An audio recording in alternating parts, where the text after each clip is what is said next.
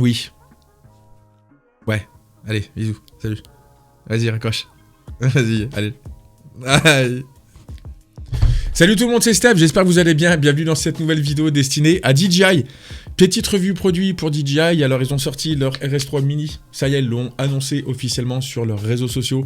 Ils ont annoncé qu'ils sortaient un nouveau stabilisateur encore.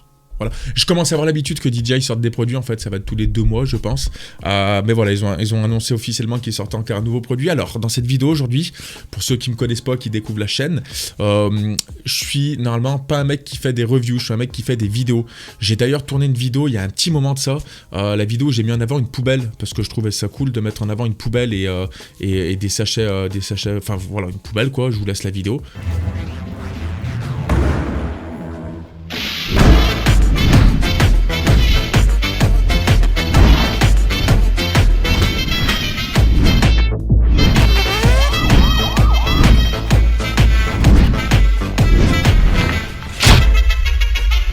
Donc j'avais fait ça vraiment avec ce gimbal il y a un petit moment. Aussi un autre truc, j'ai été très content de participer indirectement au développement de ce produit. J'ai fait une visio avec les Chinois, d'accord, avec DJI, qui m'ont posé plein de questions. J'ai fait un retour feedback utilisateur, à combien on estimait voir ce produit se vendre, d'accord, le tarif, les fonctionnalités qui nous ont plu, ce qu'on a aimé, ce qu'on n'a pas aimé, etc. Je trouve ça assez cool de la part de DJI justement de commencer à faire de plus en plus confiance aux créateurs qui bossent avec eux, mais aussi d'écouter leurs utilisateurs, c'est-à-dire vous et moi. Je trouve que c'est hyper important pour le développement des produits dans le futur, ok. Donc aujourd'hui on va faire une review en one shot, toujours pareil, c'est-à-dire que je vais pas faire de cut dans la vidéo, je vais aller à l'essentiel, d'accord, je suis vraiment désolé, mais les gens qui me suivent, mais je vais pas faire un truc hyper cuté, vous parler du machin, je vais vraiment vous parler en tant qu'utilisateur, parce que ça fait des mois que je l'ai, que je l'utilise avec différentes caméras.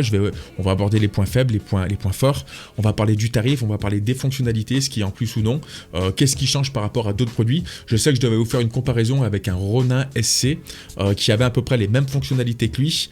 Je l'ai plus le Ronin SC, d'accord, j'ai trouvé des RSC, alors ça j'ai un RS2, un RS3 pardon, j'ai un, je sais plus ce que c'est, ils en ont trop sorti, un SC2, j'ai pas mal de, j'en ai pas mal, hein, j'ai les premiers du nom, etc. Donc je vais vous faire un comparatif avec le SC parce que ça m'a été demandé quand même par DJI, mais voilà, j'ai pas besoin de vous les mettre à côté pour dire ah il est plus lourd, il est plus petit, d'accord. Autre chose aussi, il n'y a pas de lien affilié, d'accord. Je vais en faire de moins en moins des liens affiliés. Maintenant vous pouvez l'acheter où vous voulez, chez Studio Sport, chez ça c'est, je parle en tant que mec qui veut mettre en avant aussi les boutiques françaises, ok. Il y a Studio Sport avec qui je bosse assez régulièrement. Il y a Image Photo Lyon, j'ai un code créateur là-bas si vous voulez y aller, vous faites ce que vous voulez. Il y a même pas le lien dans la description parce que je vais en faire de moins en moins de tous ces trucs-là. C'est pas ma priorité sur YouTube, d'accord. Que ça soit les vues ou vendre des liens affiliés, c'est pas ma priorité. Moi, ce que j'essaie vraiment de faire, c'est de mettre en avant mon travail et des vidéos. Mais voilà, après vous pouvez aller sur le store de DJI. Enfin, vous êtes libre de votre choix, ok. Première chose, on va parler de l'état physique de ce truc-là. On va faire un petit tour vite fait d'horizon pour voir un petit peu ce qu'ils ont fait, ce qu'ils n'ont pas fait, ok. Grosso modo, c'est un Ronin classique, d'accord, avec un petit trépied qui est plus petit que d'habitude pour le coup, qui se déplie en bas. La première chose qu'on va remarquer, est-ce que ça peut être un point faible? Non. La batterie ne se détache pas, d'accord. La batterie ne se détache pas. On a 12 heures d'autonomie sur la batterie, d'accord. Je crois que c'est à peu près pareil sur un Ronin SC. On a 12 heures d'autonomie. Il charge en USB type C exactement comme les autres. On va dire les dernières générations qu'il y a, les RS3, les RSC, etc. ok. Il charge en USB type C et vraiment on a 12 heures d'autonomie. Ça va dépendre aussi à peu près des fonctionnalités, enfin de l'utilisation que vous allez lui mettre. Si vous commencez à lui mettre une caméra qui commence à peser assez lourd, effectivement ça va commencer à être un peu moins de 12 heures, mais globalement moi je l'ai jamais rechargé et on va voir tout de suite combien il est. Vraiment, hein, j'ai fait je suis à 90% de batterie, hein. Donc voilà, pour vous dire que j'ai pas besoin de le recharger encore, ok. Niveau ergonomie, on a notre petite gâchette ici pour faire un course lock, d'accord, pour vraiment débrider complètement sur les axes. On va pouvoir le recentrer ici avec un double tap. On a notre petite molette pour régler pas mal de fonctions, on le verra après, mais globalement c'est ce que proposaient les autres, ok. On a le petit joystick ici, on a le petit bouton M, le petit bouton enregistrer, on verra aussi après, le petit bouton pour l'allumer sur le côté. Et puis après, on voit que esthétiquement, c'est exactement pareil. Ici, on n'a pas des autolocks. C'est le vrai gros point faible que je lui ai trouvé. C'est de ne pas avoir un autolock. D'accord, tu appuies sur un bouton, tu as les moteurs qui viennent se verrouiller automatiquement. Ça, vraiment, sur le Ronin, le RS3 Pro, c'est vraiment le meilleur truc que j'ai vu de ma vie parce que c'est un gain de temps qui est énorme, surtout quand tu commences à avoir des setups qui sont un peu lourds, tu vois ce que je veux dire. Là, il n'y est pas, ok. Évidemment, c'est un truc qui est beaucoup moins professionnel, donc il y a franchement des options qui ne seront pas dessus. Faudra pas non plus s'étonner, et je trouve ça aussi normal, ok. Et après, on a 3 moteurs sur nos 3 axes, vous connaissez un petit peu la suite. On va pas pouvoir mettre de dual handle, ok. On a juste ici, je pense qu'on peut en mettre un deuxième par contre, parce qu'on a quand même ce petit ergot ici, d'accord. Mais on pourra pas mettre 2 poignées de chaque côté, mais déjà 2 comme ça, enfin juste une à gauche, je pense que ça peut le faire aussi, d'accord. On retrouve à la face avant, pardon, un écran OLED de 1,4 pouces tactile.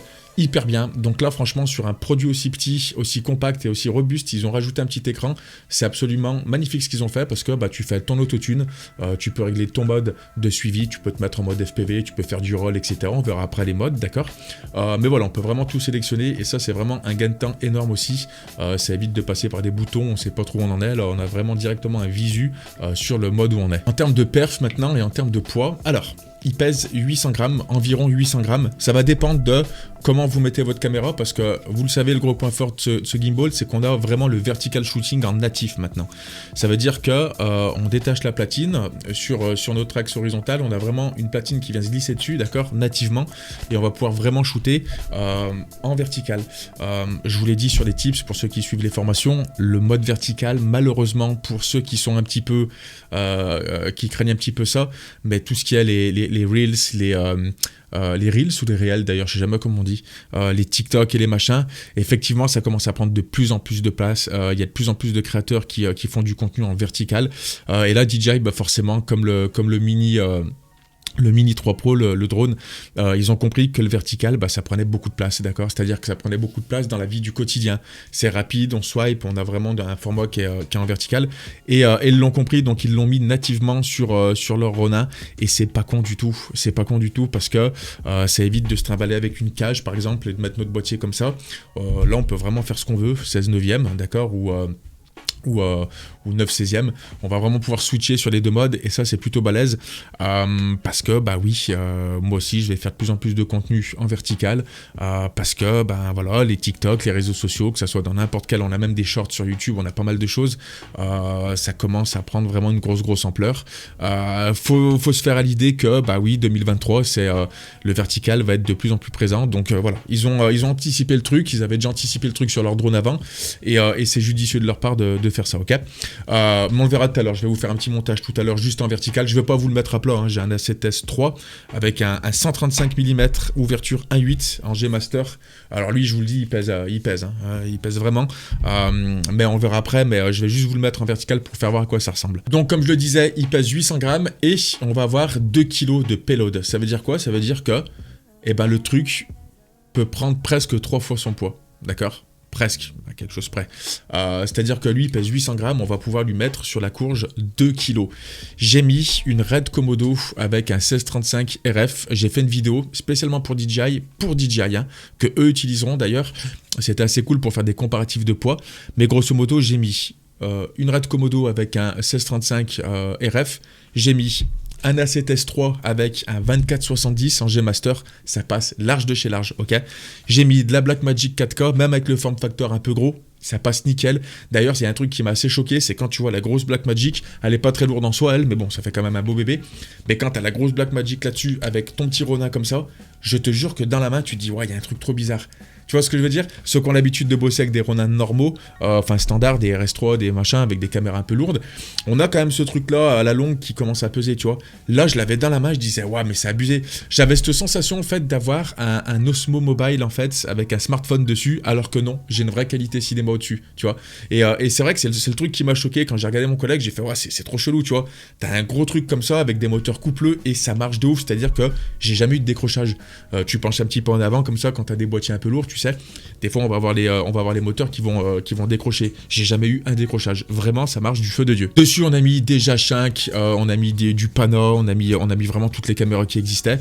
On va avoir des limites, on va pas pouvoir mettre des grosses caméras. Alors les Canon R5, etc. Forcément, ça fonctionne. Mais par exemple, si on commence à mettre des Ursa Mini, je sais pas moi, des FX6, FX9 ou ce que tu veux, la taille va poser problème. Par exemple, la Red, derrière la batterie dépassait, d'accord. J'ai mis qu'une seule batterie à droite. Alors, c'est pas prévu pour, mais je crois que j'avais peut-être 2 kilos, je sais plus combien j'avais peut-être même dépassé le payload, ok. Mais c'est pas le but, parce que moi je pouvais même pas tilter devant, après ça gênait au niveau de la batterie derrière, tu sais. C'est juste pour faire voir que ça marche en fait, que ce qui va juste être problématique sur ce genre de truc, ça va être la taille du setup, et même pas de la caméra, parce que globalement aujourd'hui les caméras elles font à peu près toute la même taille. Ce qui va dépendre de votre setup, ça va être en fait la distance qu'il va y avoir entre votre point de... Votre centre de gravité en fait, votre optique et votre boîtier, d'accord. Et si vous avez une caméra qui a une forme un peu spéciale, que vous pouvez pas la reculer ou l'avancer, et ben là vous allez avoir peut-être des problèmes, d'accord. Mais globalement, toutes les caméras que j'ai essayées, vraiment toutes avec des objectifs différents, tout est passé nickel, ça marche super bien. Et par rapport à un SC, d'accord, un Ronin SC, je crois que le SC prenait aussi 2 kg, mais en termes de différence de poids du truc, c'est là où c'est vraiment abusé, quoi, tu vois, de taille et de poids. Si j'enlève par exemple, je vais vous faire voir, hein, si j'enlève le petit trépied, bon, j'ai des assez grandes mains, hein, mais tu vois que je le mets littéralement dans ma poche. Le truc prend vraiment pas de place, quoi, tu vois. Si vous le comparez à un boîtier, tu vois ce que je veux dire, c'est assez dingue, quoi, tu vois. Et vraiment, je vous le redis, il n'y a pas de lien affilié, je m'en fous, hein, ça marche vraiment, ok. N'ayez pas peur du ah ouais, attends, j'ai l'impression que c'est un RS3 mini, c'est pour les débutants ou les petites caméras. Non. Moi, en tant que filmmaker, des fois, quand je fais un petit peu trop de gimbal, même avec des caméras qui sont pas lourdes, un A7S3, c'est pas lourd, avec un 14 mm, un 16 mm ou ce que vous voulez, c'est pas très lourd. Mais à la longue, avec un truc qui pèse un peu plus, que tu le veuilles ou non, 400 grammes, 600 grammes, à la fin, tu le sens, vraiment tu le sens. Donc là, il y a un vrai gain de poids là-dessus et de confort en fait en utilisation quotidienne. Ok, donc là, je suis en mode vertical, je suis en train de faire une calibration en cours, d'accord, c'est un autotune. Vous avez juste un bouton à appuyer, alors vous faites votre réglage bien évidemment de balancing. Il y a plein de tutos qui existent sur internet, si ça vous dit que je vous en fasse un, non en fait, parce que je le ferai pas mieux qu'un autre. Donc là, je suis en train de faire le balancing, ok. Donc là, autotune terminé, d'accord, on confirme en tactile, ok. Donc là, voilà, tout simplement, j'ai mon gimbal qui est en version verticale, ok. Donc, je vais pouvoir avoir exactement les mêmes scénarios que si j'étais en paysage, d'accord. C'est juste que là, ma caméra, elle est comme ça. Mais c'est aussi le gros point fort de ce gimbal, c'est vraiment d'avoir le vertical shooting, ok. Et là, tout simplement, avec le tactile ici, on va vraiment pouvoir sélectionner tout ce qu'on veut. Donc là, je suis en mode FPV. Si je tourne à gauche, il vient à gauche. Si je vais à droite, il vient à droite. Enfin, vous savez, comme si on était sur un drone FPV. Si je change ici, par exemple, je peux me mettre en free ici. Donc là, c'est vraiment une version normale. Ici, double tap, pardon, ça ressente mon gimbal. Si je laisse appuyer, on vient locker la direction, d'accord. Donc, quoi que je fasse, il va rester sur la même direction. Donc là, si je pointe vers vous, par exemple, regardez. Ok, j'ai appuyé 3 fois pour faire le mode selfie. J'appuie 2 fois. Il revient vers vous, ok. Je pointe un petit peu vers vous. Voilà, ici, hop, je lock. Là, quoi que je fasse, en fait, il restera vraiment sur vous, d'accord. Donc ça, j'ai envie de vous dire, c'est un petit peu comme tous les autres gimbals. On a aussi le mode 360 roll infini, un des modes que je trouve le plus créatif, d'accord. C'est le mode qui va vraiment vous permettre de faire des effets tunnels comme ça, des transitions invisibles entre différents environnements. Donc, alors on a le menu personnalisé ici, on va pouvoir faire ce qu'on veut. Bon là, hop, roll 360 3D, donc il se met vraiment en mode sur le même axe, ok. Et avec le joystick en 3D, comme ça, si on tourne, on peut faire des 360, d'accord, à gauche ou à droite, ok. Donc là, vous pointez quelqu'un par exemple en avant comme ça, double tap pour qu'il se vienne droit, ok. Et là, boum, je viens tourner ici et je viens faire les mouvements que je veux. Autre point hyper fort aussi sur le RS3 Mini par rapport par exemple au SC, je n'ai plus besoin de câble pour pouvoir activer ma vidéo ou non. Ok, ça veut dire qu'avec le mode Bluetooth, en fait, on va pouvoir vraiment activer ou désactiver la vidéo avec le bouton REC ici. La majorité des caméras sont compatibles. A7S3, enfin, je sais que pas mal de gammes Sony sont compatibles parce qu'on a le Bluetooth à l'intérieur, mais je sais que toutes les autres caméras, normalement, globalement, ça fonctionne. Avant, on était obligé de mettre un espèce de petit câble USB qui venait se brancher sur le gimbal ou en haut. Ça faisait un câble en plus, qu'on le veuille ou non. Là, tu mets ta caméra là-dessus, puis après, directement, t'as pas besoin de t'embêter à aller chercher le bouton REC sur ta caméra, tu appuies ici sur le gimbal et tu réactives, tu peux vraiment tout modifier, d'accord? Et ça, c'est un vrai gain de temps et un vrai gain de place, ok? Parce que sur le Ronin SC, par exemple, pour faire la comparaison, comme je vous ai dit, c'est un câble, il me semble, ok? C'est qu'à partir du RS3 Pro, je crois qu'ils ont commencé à mettre cette fonctionnalité, d'accord? Mais si vous voulez la compatibilité des caméras, en fait, vous allez sur le site du constructeur, donc sur le site de DJI, ils pourront vous dire en fait toute la liste qui est accessible et qui est éligible justement à cette fonction, d'accord? Pour refaire une petite idée, là j'ai retrouvé un Ronin, je sais même pas c'était lequel celui-là. Là, je le sens déjà. Quand on voit vraiment les différences de taille, de poids, de combien de temps la batterie va durer, je pense qu'ils ont très sincèrement fait un énorme gap en avant DJI.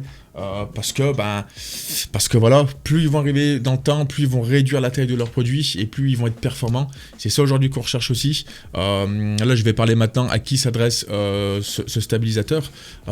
Ceux qui voyagent beaucoup, effectivement. Alors, pas que, hein, mais dans un sac, dans l'avion, dans un bagage cabine, on appelle, ok. Parce que ça, malheureusement, tu peux pas le mettre dans une soute, hein. Je crois que les batteries sont interdites, même les batteries d'ordinateur portable, je crois, de tête, hein. Donc ça passe en cabine. Je vous jure que c'est un gain de place qui est énorme. Ça prend pas de place. Littéralement, ça ne prend pas de place. Tu prends ton petit machin, tu le locks, t'enlèves le petit trépied, tu le mets. Ça prend vraiment pas de place. Comme vous avez vu, c'est à peine plus grand que ma main. Donc tu le prends, c'est rapide, c'est efficace. Tu pars en voyage, même si tu restes en France ou dans ton pays ou peu importe, tu prends ton petit truc, tu sais que là-dessus tu peux mettre une caméra avec une qualité dite cinéma. Un A7S3 aujourd'hui, tu le mets là-dessus avec une super optique, tu peux mettre un 24-70, tu peux mettre un 135, je l'ai essayé avec plusieurs, un 85 mm qui ouvre à 1.2 je crois, j'ai essayé en G-Master, enfin j'ai vraiment essayé pas mal d'optiques, et bah ça fonctionne, tu vois. Donc effectivement il y a une question qui va se poser, est-ce que j'ai l'intérêt de prendre ce truc là, si j'ai que un A7S3, que un R5, que un GH6 ou voilà, est-ce que j'ai un vrai intérêt si j'ai déjà un RS3 Pro par exemple. Celui-ci, ben, je sais pas, tu vois, là, tu as une vraie structure en carbone, tu peux mettre plus lourd, tu peux mettre des plus grosses caméras, parce que moi, j'ai plusieurs grosses caméras. J'ai les moteurs qui se lockent automatiquement, ça qu'on le veuille ou non, c'est un truc de feignant. Mais ils auraient mis les moteurs qui se bloquent automatiquement sur le RS3 Mini, mais ça aurait été un best-seller, le truc, tu vois. C'est juste le truc qui manque, tu vois. Mais voilà, mais après, est-ce que j'en aurais l'utilité? Ben, oui, alors là je suis pas objectif parce que moi le produit, bah effectivement on me l'a donné. Maintenant un mec qui a déjà un gimbal, est-ce que ça va lui servir? Je sais pas vous dire, là c'est vraiment à vous de vous faire votre propre opinion. Je suis là pour vous dire que ça marche de ouf. On est sur l'algorithme aussi 3.0, d'accord, en termes de stabilisation. C'est les mêmes algorithmes que le RS3 Pro, donc troisième génération d'algorithmes. Pour vous dire un petit peu où c'est que ça se situe en termes de stabilité, ok. Mais c'est vrai que c'est une question qui va se poser maintenant. Est-ce que je veux préserver un petit peu, voilà, moins me fatiguer le jour du tournage, parce qu'il y a un vrai gap, hein, très honnêtement, il y a un vrai gap de poids. Je sais pas trop. Moi, je sais que je l'utilise beaucoup maintenant parce que j'ai le vertical shooting, parce que c'est pas lourd, parce que bah oui, je suis pas à l'abri qu'un client m'appelle aujourd'hui. Oui, bonjour, on voudrait pour TikTok une petite vidéo qui dure 30 secondes. Est-ce que tu peux nous faire un truc en vertical, rapide, efficace? Bah ouais, t'arrives avec ton truc ici, tu mets l'optique que tu veux, tu peux faire ce que tu veux avec, tu peux tout gérer, ça fonctionne, tu vois. Donc je sais pas trop où vous le proposez. Le tarif, il est 389 €. Je trouve ça vraiment pas cher pour le coup. Franchement, pour le coup, là, c'est vraiment pas cher. Alors, c'est un budget, hein, je vous l'accorde, hein, c'est un vrai budget.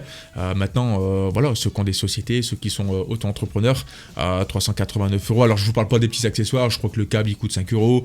Une petite platine, je crois qu'elle coûte 10 ou 15 €. Je vous parle le gimbal comme ça, prêt à l'emploi, comme ce que j'ai là, d'accord. Il coûte 389 €. Donc, c'est le prix qu'on nous a communiqué et c'est le prix conseillé chez vos vendeurs, ok. Mais effectivement, ils ont fait un vrai pas en avant, tu vois. Et moi, en tant que filmmaker, je sais que si j'ai un petit tournage, par exemple je monte sur Paris, je dois faire un petit truc, je ne vais pas me faire chier à prendre ça. C'est une certitude par contre. Parce que je sais le setup que je vais prendre, je sais les optiques que je vais prendre, et je sais que ça va fonctionner, d'accord. Il faut vous mettre en tête aussi qu'il y a des petites fonctions qu'on n'a pas, on peut pas mettre le focus moteur par exemple dessus. On peut pas le mettre, ok. Étant donné qu'on n'a pas les petites platines de USB type C, il y a 2-3 petites choses qu'on va pas pouvoir mettre dessus, mais globalement, même moi là-dessus, le focus moteur, je l'utilise pas, tu vois. C'est-à-dire que moi j'aime bien shooter en mise au point manuel sur mes boîtiers. Ou alors j'ai un bon autofocus sur la 7S3 par exemple.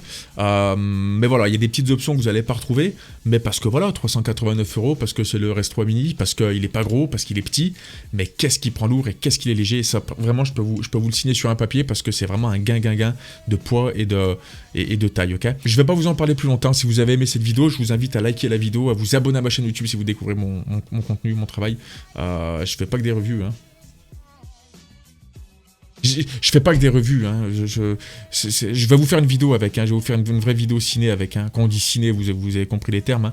Mais je vais vous faire une vraie vidéo ciné avec. Un truc cinématique, tu sais. Un truc bien où je suis là, alors peut-être en vertical, je sais pas, je vais voir, mais je vais vous faire une vraie vidéo, peut-être pas en vertical, je vais vous la faire en 16:9 quand même, tu sais, mais je vais vous faire un vrai truc avec, tu vois, mon vrai métier, moi, c'est de faire des images avec et vous faire voir que c'est une dinguerie, mais je vous ai laissé la vidéo de la poubelle, je sais pas si vous l'avez vu, mais c'est tourné avec, je vous ai mis peut-être tout au long de la vidéo, là, quelques photos aussi, vous verrez aussi la vidéo de DJI qu'on a fait, où on compare les poids, où j'ai mis une Red Komodo dessus, où j'ai mis un peu toutes les caméras qui se faisaient aujourd'hui, les caméras du marché que la majorité des gens utilisaient, mais voilà, on a fait un petit peu le tour. Merci. Si vous avez des questions, n'hésitez pas. L'espace commentaire est fait pour ça. D'accord. Dites-moi ce que vous en pensez. J'aimerais bien savoir. Alors, c'est pas pour gratter des commentaires ou je sais pas quoi, mais dites-moi, vous, ce que vous pensez du prix, ce que vous pensez de ce qu'il propose en termes de spec, par rapport à sa taille, par rapport à son poids, par rapport au prix. Dites-moi vraiment si ça vaut le coup. Si vous allez le prendre ou pas. Vous l'achetez où vous voulez. Très honnêtement, vous l'achetez où vous voulez. Et voilà. Puis faites-vous plaisir avec et faites des images avec. Mais en tout cas, je l'approuve. Moi, si je devrais lui mettre une note entre 0 et 100, d'accord, c'est ce que je fais à chaque fois. Franchement, je lui mets 95. De par le prix, de par la taille, de par la robustesse, de par ce qu'il emporte en poids, les fonctionnalités, le seul truc, il manque un ou deux trucs. Voilà, comme je vous disais, peut-être avoir un visu direct sur l'écran, mais c'est très petit, sur 1,4 pouces. Mais les autologues de moteur, c'est des petites fonctions qui manquent, effectivement, mais... on peut pas s'attendre non plus à des miracles sur un produit qui coûte que moins de 400 balles, quoi, tu vois. Donc voilà, moi je l'approuve. J'ai été très content de vous faire quand même cette petite revue. Je vous laisserai une vidéo ciné qui va sortir avec très rapidement, là, d'accord. On va faire un petit truc assez cool. Voilà, n'hésitez pas à vous abonner à la chaîne, mettez la cloche pour être au courant des nouvelles vidéos qui vont sortir, parce que sinon, YouTube et les notifs en ce moment c'est un peu compliqué, j'ai l'impression. Je vous laisse aussi mes réseaux sociaux, Instagram en fait, parce que Twitter j'y suis mais j'y vais jamais. Donc il y a mon Instagram, je vous laisse pas mal de trucs des fois, des stories aussi pour faire voir ce que je fais dans mes journées. Et puis je vous dis à très bientôt pour d'autres vidéos qui vont sortir très rapidement. Soyez vous-même et surtout soyez créatifs. Ciao.